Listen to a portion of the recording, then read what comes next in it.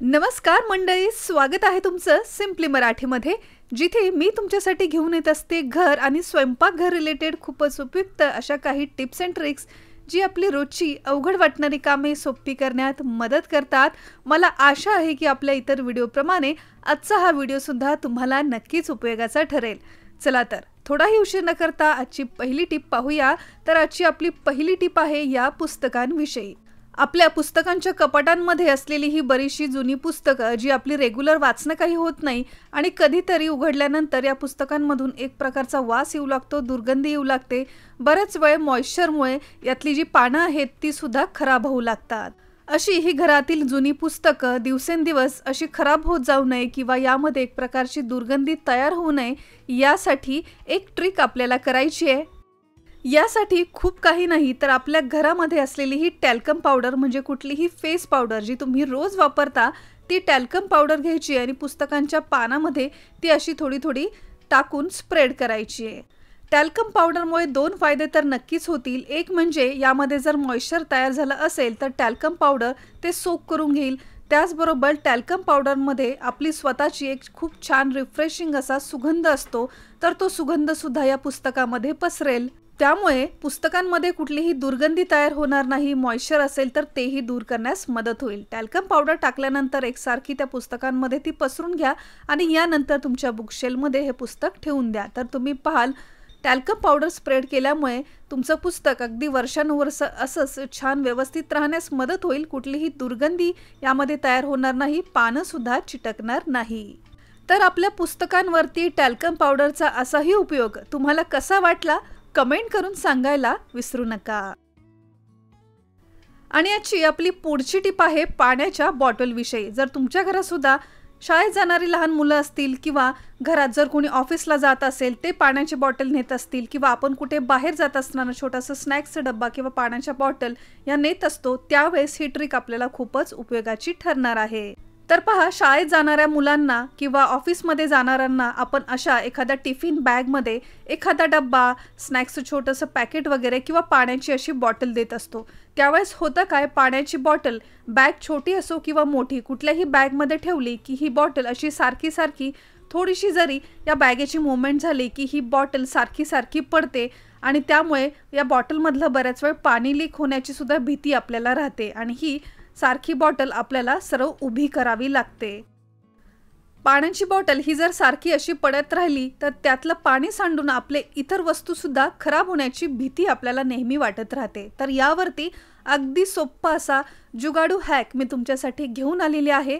मला खात्री आहे की हा हॅक तुम्हाला आत्तापर्यंत कोणीही सांगितला नसेल आणि यासाठी जास्त काही नाही तर घरातच असलेल्या फक्त 2 वस्तूंचा वापर आपल्याला करायचा आहे। रबर बँड आणि एक सेफ्टी पिन हवी आहे। आता हा रबर बँड आणि सेफ्टी पिन कुठे वापरायची आहे, तर जी आपली ही टिफिन बॅग आहे या टिफिन बॅगच्या आतमध्ये हा रबर बँड सेफ्टी पिनच्या मदतीने आपल्याला असा अडकून घ्यायचा आहे। हा रबर बँड असा अडकवल्यामुळे एका हुक सारखं काम हा रबर बँड करेल आणि आता त्यानंतर जी कुठली पाण्याची बॉटल आपल्याला ठेवायची आहे ती बॅगमध्ये ठेवा आणि या रबरमधून ही अशी बाहेर काढा। त्यामुळे या रबर बँडमध्ये ही बॉटल छान अडकून बसेल। कितीही या बॅगेची मूवमेंट झाली, बॅग जरी पडली तरी सुद्धा आता ही बॉटल बॅगमधून पडणार नाही आणि त्यामुळे आता पाणी लीक होण्याची सुद्धा भीती आपल्याला राहणार नाही। आहे की नाही अगदी जुगाडू आणि तितकीच जबरदस्त अशी ट्रिक।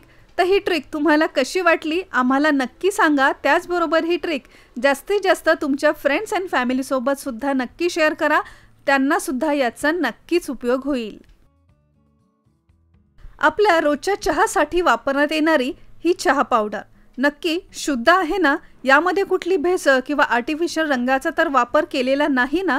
आता तुम्ही म्हणाल हे आम्ही कसं ओळखायचं, तर त्याची अगदी सोपी ट्रिक आज मी तुमच्यासाठी घेऊन आलेली आहे जी अगदी सहज कोणीही करू शकेल। आणि यासाठी थोडीशी चहा पावडर हातावरती आपल्याला घ्यायची आहे आणि यामध्ये अर्धा ते 1 चमचा पाणी आपल्याला मिक्स करायचं आहे। खूप पाणी घ्यायचं नाही, तर अगदी थोडंसं पाणी यामध्ये आपल्याला मिक्स करायचं आहे आणि यानंतर ही चहा पावडर हातावरती अशी एकसारखी आपल्याला चोळून घ्यायची आहे। काही सेकंद ही चहा पावडर अशी हाताने चोळल्यानंतर जर यामधून रंग तुमच्या हाताला किंवा बोटाला जर लागला तर याचाच अर्थ या चहा पावडरमध्ये आर्टिफिशियल रंगाचा वापर केलेला आहे। आता इथे तुम्ही पाहताय अगदी काही सेकंद ही चहा पावडर मी चोळून घेतली आहे, परंतु कुठेही बोटाला किंवा हातावरती सुद्धा या चहा पावडरचा रंग लागलेला नाही। याचाच अर्थ ही चहा पावडर अगदी प्युअर आहे, यामध्ये कुठल्याही केमिकल किंवा आर्टिफिशियल रंगाचा वापर केलेला नाही। तर आपल्या घरातील ही चहा पावडर यामध्ये कुठला केमिकल किंवा आर्टिफिशियल रंगाचा तर वापर केलेला नाही ना, हे ओळखण्यासाठी ही ट्रिक सुद्धा तुम्ही नक्की वापरून पहा। आपली पुढची ट्रिक आहे कॅसरॉल विषयी। भाज्या ह्या अगदी गरम राहाव्यात किंवा बरेचसे पदार्थ अगदी गरम राहावेत यासाठी अशा कॅसरॉलमध्ये आपण ते काढून ठेवतो किंवा चपात्या भाकरी सुद्धा आपण कॅसरॉलमध्ये ठेवतो। तर अशा वेळेस बऱ्याच वेळ होतं असं की भाज्यांचा एक प्रकारचा वास या कॅसरॉलमध्ये तसाच राहतो, कितीही स्वच्छ केलं तरी ती दुर्गंधी काही या कॅसरॉलमधून जात नाही। तर कॅसरॉलला असलेला एखादा मसाल्याचा, भाजीचा किंवा कुठल्याही पदार्थाची जर दुर्गंधी असेल तर ती दूर करण्याची एक सोपी ट्रिक आपण पाहणार आहोत आणि त्यासाठी आपल्याला घ्यायचा आहे मॅच बॉक्स। मॅच बॉक्स म्हणजे माचीसमधली एक काडी आपल्याला घ्यायची आहे आणि ती अशी पेटवायची आहे। काही सेकंद ती अशीच ठेवायची आहे आणि लगेच विझवून आपल्याला या कॅसरॉलमध्ये ती ठेवायची आणि वरतून कॅसरॉलचं झाकण आपल्याला त्वरित बंद करून घ्यायचं आहे। 5 ते 10 मिनिटांसाठी ही मॅचस्टिक अशीच कॅसरॉलमध्ये ठेवा।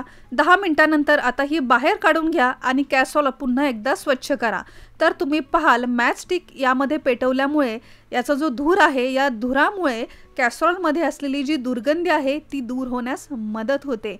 सो फ्रेंड्स, मला आशा आहे की आपल्या इतर व्हिडिओप्रमाणे आजच्या या व्हिडिओतील टिप्स सुद्धा तुम्हाला नक्कीच उपयोगाच्या वाटल्या असतील।